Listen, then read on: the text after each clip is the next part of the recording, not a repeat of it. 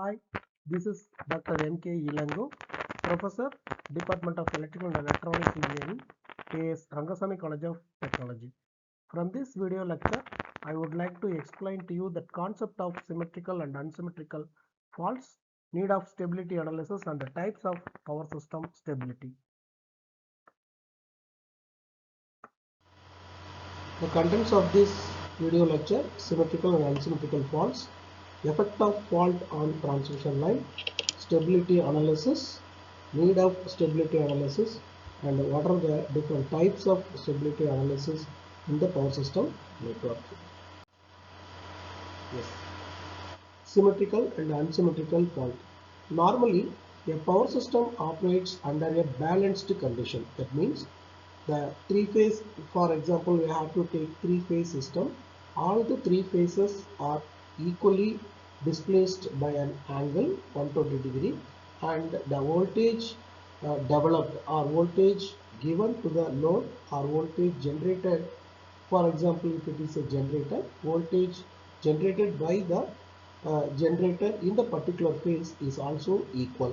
This is called as balanced systems.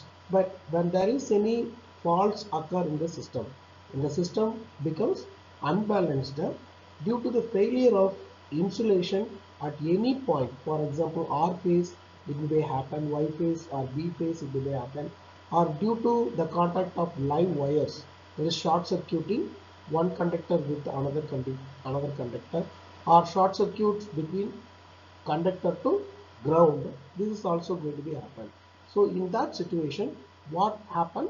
Balanced system becomes unbalanced situations. Faults may occur in the power system due to the number of reasons. The first one, natural disturbances like lightning. Lightning may happen at any time during the rainy seasons, and the high speed winds is also the causes for short circuiting any two conductors. It may be earthquakes, and insulation breakdown is also going to be happen for more than 10 years, 15 years. The same conductor is going to be used for heavier load. What happened? Due to the heavy current flows through the conductor, insulation breakdown may happen. If it is so, automatically the two conductors are going to be short circuited. Again, falling of a tree, bird shorting, it is also the causes for production of fault in the power system components. The symmetrical and unsymmetrical faults. Actually, the faults that occur in the transmission lines are broadly classified as the following two cases: symmetrical faults and the another one is unsymmetrical faults. For symmetrical faults, all the three phases are short circuited. For example, if you have to take three phases, R phase, Y phase and Z phases, all the three phases R, Y, Z, sometimes it will be called as B, R, Y, B. All the three phases are short circuited and often to earth, right? R phase, Y phase, B phase, all short circuited and all it will be grounded. Right, such type of fault is balanced in the sense that system remains symmetrical. Right, here in that situation, before fault and after fault both are balanced one, because all the lines are short circuited and all the lines are short circuited with the ground also. So the diagram represents very clearly, even after the fault condition, the fault current flow through any conductor or ground, it is equal in magnitude. There is R phase fault current, Y phase, B phase or Z phase, everything are equal. That's why it is called as symmetrical faults. It is most severe type of fault involving largest current, but it occurs very rarely. Right? See, it is very rarely all the three phases are short circuited with the ground. For this reason, balanced short circuit calculation is performed to determine these large currents.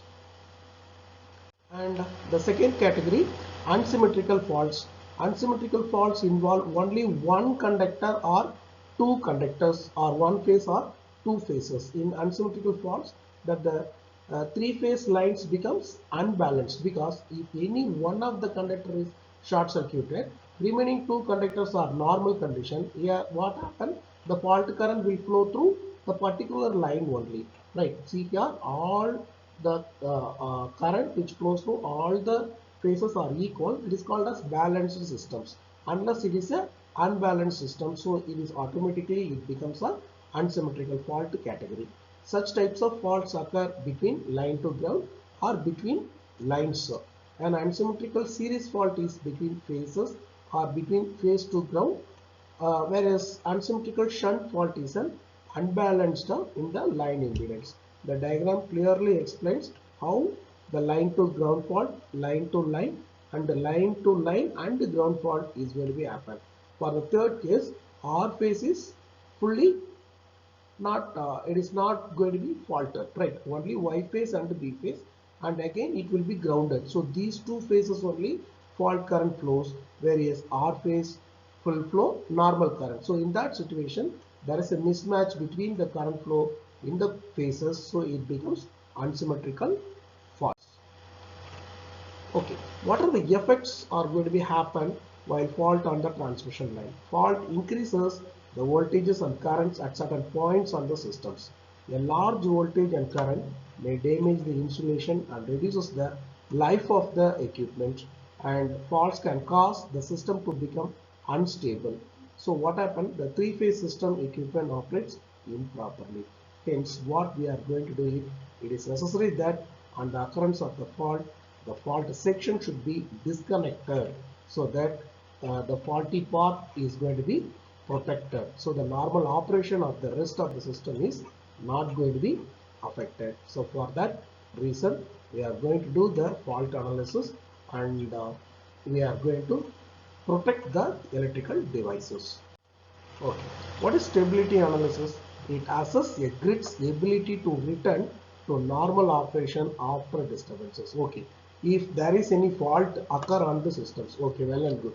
Even after occurring the fault, how we are going to bring back the system into normal operating condition? This is called as stability, right? With the help of stability analysis, we are going to preventing the blackouts by studying how the system handles the changes in load and generation going through the transmission systems. Need of stability analysis: it prevents the blackouts, ensures grid resilience against failures, and reliability is going to be good. It guarantees continuous reliable power supply throughout, so that it is going to meet out the power system objectives.